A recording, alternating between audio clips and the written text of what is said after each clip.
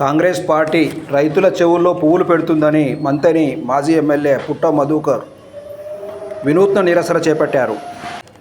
మంగళవారం మంతని పట్టణంలోని గాంధీ విగ్రహానికి వినతిపత్రం అందజేసి చెవుల్లో పువ్వులు పెట్టుకొని నిరసన వ్యక్తం చేశారు.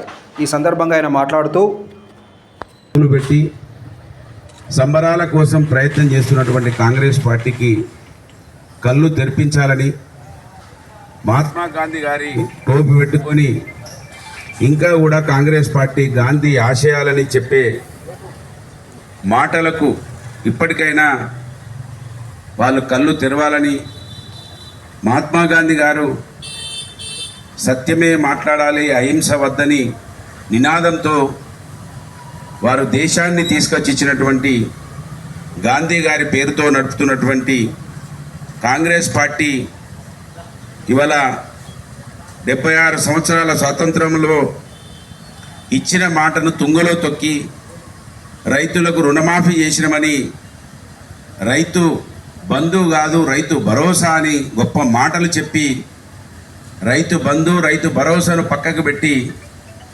ఇవాళ అనేక నిబంధనలను జీవో 567ను తీసుకొచ్చి ఆ జీవోలో అనేక ఆంక్షలు పెట్టి మరి గాంధీ గారు అయితే ఏదైతే స్వాతంత్ర సమయంలో 1920 నుండి 47 వరకు స్వాతంత్రం కోసం పోరాటం చేసి ఆయన ఈ దేశాన్ని తీసుకొచ్చిస్తే ఆ రోజు నుంచి ఈ రోజు వరకు ఆయన పేరును వాడుకొని ఈ దేశాన్ని సర్వనాశనం చేస్తూ రైతులను మరీ ముఖ్యంగా తెలంగాణలో ఇవాళ వారిని నట్టేట మోస్తున్నటువంటి ఈ కాంగ్రెస్ పార్టీకి ఈ విజ్ఞాపన ద్వారానైనా కళ్ళు తెరుస్తుందని, కళ్ళు తెరవాలని ఆశిస్తూ ఆకాంక్షిస్తూ ఏదైతే నిబంధనలు పెట్టినరో ఇవాళ 567లో స్వల్పకాలిక రుణాలు మాత్రమే మాఫీ అనడంతో తోటలలో పండ్లు పండించుకొని కూరగాయలు పండించేటువంటి రైతులకు ఇవాళ రుణమాఫీ కాకుండా పోయింది. రేషన్ కార్డు నిబంధనలు పెట్టడం ద్వారా అనేక మందికి రుణమాఫీ జరగకుండా పోతా ఉన్నది. అంతేకాకుండా ఆశ్చర్యం ఏంటంటే రుణము 2,20,000 ఉన్నా 2,30,000 ఉన్నా ముందుగాలు 30,000 కట్టి వస్తేనే 2 లక్షలు రుణమాఫీ చేస్తామని చెప్పడాన్ని, ఇది కూడా ఒక రకంగా మోసం చేసినట్టుగా, మోసం అయినట్టుగా మేము భావిస్తూ ఉన్నాం.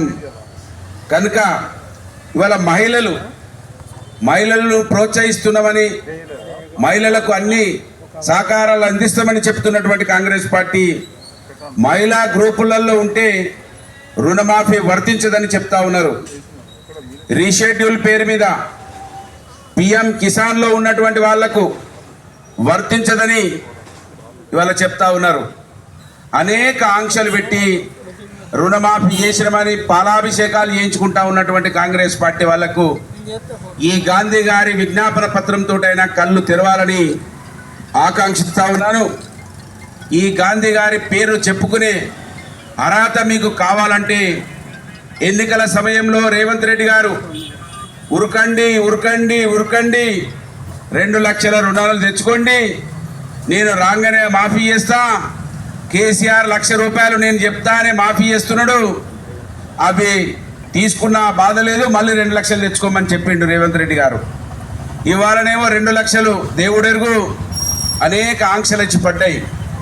ఇవాళ రేవంత్ రెడ్డి గారు ఈ రుణమాఫీ పేరుతోటి ఇప్పటికే నాట్లు అయిపోతూ ఉన్నాయి. రైతు బంధు కావచ్చు, రైతు భరోసా ఇవ్వలేదు, ఇస్తలేడు, దాని గురించి ఆలోచన లేదు. కనుక ఇవాళ గాంధీ గారికి విజ్ఞప్తి చేస్తున్నాం, అయ్యా మీరు ఆశించిర్రు, ఇది స్వాతంత్రం కోసం మాత్రమే పెట్టిన కాంగ్రెస్ పార్టీ, ఈ కాంగ్రెస్ పార్టీ కొనసాగితే దేశం సర్వనాశనం అవుతుందని మీరే సందేశం ఇచ్చినారు. ఈ పార్టీని మొత్తానికే తీసివేసి కాంగ్రెస్ పార్టీ కావాలనుకుంటే వేరే పార్టీని పెట్టుకోమని కోరినారు. వాళ్ళు మీ మాటలను పెడచెవిన పెట్టి మీరు శాంతి కోసం ఏదైతే తెల్ల టోపీని ధరించి శాంతి మార్గాన్ని చూపించిండ్రో అదే తెల్ల టోపీలు పెట్టుకొని వాళ్ళ ఈ దేశాన్ని, ఈ రాష్ట్రాన్ని, గ్రామాలను కొల్లగొడతా ఉన్నారు, సర్వనాశనం చేస్తూ ఉన్నారు. 567 జీవోలు ఉన్నటువంటి అనేక ఆంక్షలను తొలగించి తక్షణమే మీరు ఇచ్చిన మాట 2 లక్షల రుణమాఫీ చేయాలని, ఎలాంటి ఆంక్షలు పెట్టడానికి ఇక్కడ రైతులు ఒప్పుకోవడం లేదని, రైతుల చెవులలో పూలు పెట్టేటువంటి ఆలోచనను ఇప్పటికైనా మానుకోవాలని మేము బీఆర్ఎస్ పార్టీ మంత్రి నియోజకవర్గ పక్షాన, ఈ ప్రాంత మా రైతన్నల పక్షాన 10 సంవత్సరాలు వాళ్ళని కాపాడుకున్నాం. 10 సంవత్సరాలు వాళ్ళను అన్ని రంగాలలో పెట్టుబడిచ్చి, కరెంట్ ఇచ్చి, నీళ్ళు ఇచ్చి, మంచి పంటలు వచ్చే విధంగా, పంటలు వచ్చిన తర్వాత కూడా వాళ్ళ పంటను కొనుగోలు చేసి, ఆ రోజు కొనుగోలు జరిగేటప్పుడు మోసం చేస్తున్నారు అన్నటువంటి కాంగ్రెస్ పార్టీ వాళ్ళు ఇవాళ 10 కిలోలు 15 కిలోలు కట్టి చెప్పిస్తూ ఉన్నారు. దీని గురించి రైతులు ఆలోచిస్తూ ఉన్నారు. నాటికి నేటికి తేడా కనుక గాంధీ గారి పేరు చెప్పుకోవాలంటే మీరు ఏదైతే మాట ఇచ్చినారో, సత్యమే జయతే అని గాంధీ గారు నినాదం చేసినారో, అహింస మార్గాన్ని విడనాడి అహింస ద్వారానే దేశానికి స్వాతంత్రం తీసుకొచ్చినారో కనుక వారి ఆకాంక్షలు, ఆశయాలు ముందుకు తీసుకెళ్లాలంటే రైతులకు ఇచ్చిన మాట ప్రకారంగా రుణాలను మాఫీ చేయాలని డిమాండ్ చేస్తూ, ఈ అవకాశం మా మిత్రులందరూ రైతు సోదరులు మేము పిలవగానే విచ్చేసిన వారందరికీ హృదయపూర్వకంగా ధన్యవాదాలు. జై తెలంగాణ, జై కేసీఆర్, జై కేటీఆర్. ధన్యవాదాలు.